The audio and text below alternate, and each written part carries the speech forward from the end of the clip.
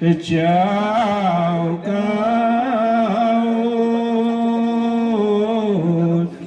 pape kaka son siêu kham đôi má long mông nam nam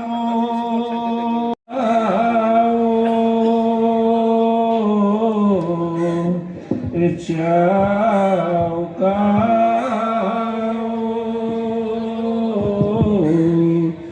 chào cao আপোনালোকৰ জৰিয়তে আমি এই madam মেফি উপলক্ষে আন্তৰিক অভিনন্দন তথা নমস্কাৰ জনাইছোঁ। আমি সকলোৱে জ্ঞাত আমি এই মেডাম মেফি উদযাপন কিহৰ কাৰণে আমি কৰি আহিছোঁ।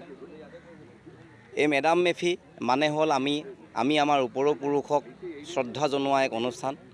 আমাৰ আহোমৰ ৰীতি নীতি অনুসৰি তথা আমাৰ বিশ্বাস অনুসৰি আমাৰ উপৰিপুৰুষসকলেই পৰ্যায়ক্ৰমে ঈশ্বৰলৈ ৰূপান্তৰিত হয় আৰু আমি এই উপৰিপুৰুষক শ্ৰদ্ধা তথা পূজা জনোৱাৰ জৰিয়তে আমি তেওঁলোকৰ পৰা আমি সৰ্বাংগীন উন্নতিৰ কামনা কৰি আশীৰ্বাদ বিচাৰোঁ।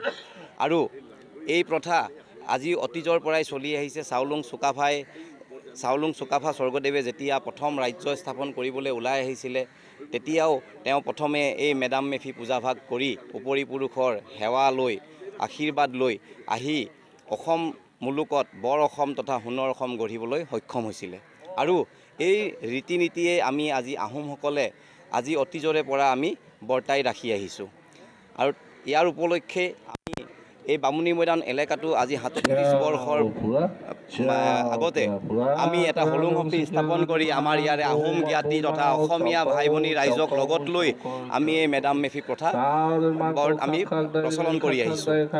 গতিকে এই বছৰো আমি কিবাৰৰ দৰে বিভিন্ন কাৰ্যসূচী হাতত লৈ আমাৰ আগৰ মানচাও জিতুৰাজ শইকীয়াদেৱে কোৱাৰ নিচিনাকৈ আমি প্ৰথমৰ পৰাই আমি পতাকা উত্তোলন মৈদাম তৰ্পণ আৰু এতিয়া আমাৰ বৰ্তমান পূজাভাগ চলি আছে। জোন ভাগ পূজাই আমাৰ এই অনুষ্ঠানটোৰ মূল লক্ষ্য আৰু এই পূজাৰ জৰিয়তে আমি উপৰিপুৰুষ তথা আমাৰ ঈশ্বৰ পুৰুষৰ পৰা আমি আশীৰ্বাদ কামনা কৰোঁ।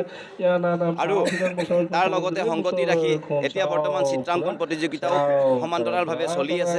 তাৰপিছতে আমাৰ মুকলি সভা আমি অনুষ্ঠান ৰাখিছোঁ। তাত আমাৰ অসমৰ গণ্যমান্য বিশিষ্ট ব্যক্তিকেইজন মানে তেওঁলোকৰ মহামূল্যৱান জ্ঞান আমাৰ মাজত বিলাই এই আহোমৰ তথা আমাৰ অসমৰ সৰ্বাংগীন উন্নতিৰ কাৰণে তেওঁলোকৰ যি জ্ঞান আছে তেওঁলোকে আমাক বিলাব বুলি আমি আশা ৰাখিছোঁ। আৰু সদশেষত এটা আমি প্ৰীতিভোজেৰে তথা আবেলি 101 গছ চাকি বন্তি প্ৰজ্বলনেৰে আমি আমাৰ এই মেডাম মেফিৰ কাৰ্যসূচী আজি ইমানতে আমি সামৰণি মাৰিম। টাই আহোম সাংস্কৃতিক সমাজৰ 37তম বৰ্ষ মেডাম মেফি উদযাপন কৰা হৈছে। এই মেডাম মেফি প্ৰাকখনত আমি দাম আৰু ফিসকললৈ সেৱা জনাই আমাৰ জ্ঞাতিসকলৰ লগতে সমগ্ৰ অসমবাসীৰ মংগল কামনা কৰিলোঁ আৰু আপোনালোককো আমি সেৱা জনালোঁ ইয়াৰ পৰাই। হয়, আমাৰ প্ৰথম কাৰ্যসূচী আছিলে পতাকা উত্তোলন। আমাৰ উদযাপন সমিতিৰ সভাপতি IPS বিষয়া প্ৰাক্তন সত্যেন গগৈ ডাঙৰীয়া কৰিলে। তাৰপিছত কাৰ্যসূচী আছিলে মৈদাম তৰ্পণ আমাৰ পূব গুৱাহাটী টাই আহোম সাংস্কৃতিক সমাজৰ কেন্দ্ৰীয় সমিতিৰ সভাপতি মানচা মৃদণ্ড গগৈ তেখেতে মৈদাম তৰ্পণ কৰিলে। ইয়াৰ পিছৰ কাৰ্যসূচী আমাৰ যি মেডাম মেফি পূজাভাগ দাম আৰু ফিসকলৰ লগতে আমাৰ প্ৰাকৃতিক দেৱতাসকলক আমি আজি আৰাধনা কৰোঁ। আমাৰ আচলতে ধৰ্মীয় পৰম্পৰা পূৰ্বপুৰুষক সেৱা কৰাহে, সেইভাগেই আমাৰ এতিয়া মলুংসকলে সুকলমে কৰি আছে। ইয়াৰ পিছতে আমাৰ এখন ৰাজহুৱা সভাই আহ্বান কৰা হৈছে। তাত বিশিষ্ট আইনজীৱী লেখক গৱেষক কিৰণ কুমাৰ গগৈ লগতে আমাৰ ডক্টৰ নন্দ সিং বৰকলা বিশিষ্ট লিখক আৰু এনেকৈ ভালেকেইজন বিশিষ্ট ব্যক্তি আহি অংশগ্ৰহণ কৰিব। আমাৰ মুখ্য উপদেষ্টা আছে প্ৰাক্তন মহাধিবক্তা ডক্টৰ ৰমেশ চন্দ্ৰ বৰপাত্ৰ গোহাঁই অসমৰ, তেখেতো আহিব। আৰু এই মেডাম মেফিৰ তৰফৰ পৰাই আমি অসমবাসীৰ লগতে সকলোলৈ আন্তৰিক অভিনন্দন জ্ঞাপন কৰিছোঁ। হয়, আজি আমাৰ 37তম ইয়াৰ আমি মেডাম মেফি এইখন ফিল্ডতে পালন কৰি আহিছোঁ। এই মেডাম মেফিত বৰ্তমান আমি আপোনালোকে দেখিব পাইছে আমাৰ এতিয়া পূজা চলি আছে। মেডাম মেফিখন আচলতে বহুত মানুহে নাজানে মেডাম মেফি মানে কি। মেডাম মেফি মানে আমাৰ টাই আহোম মানুহখিনিক আমাক মৈদাম দিয়া হয়।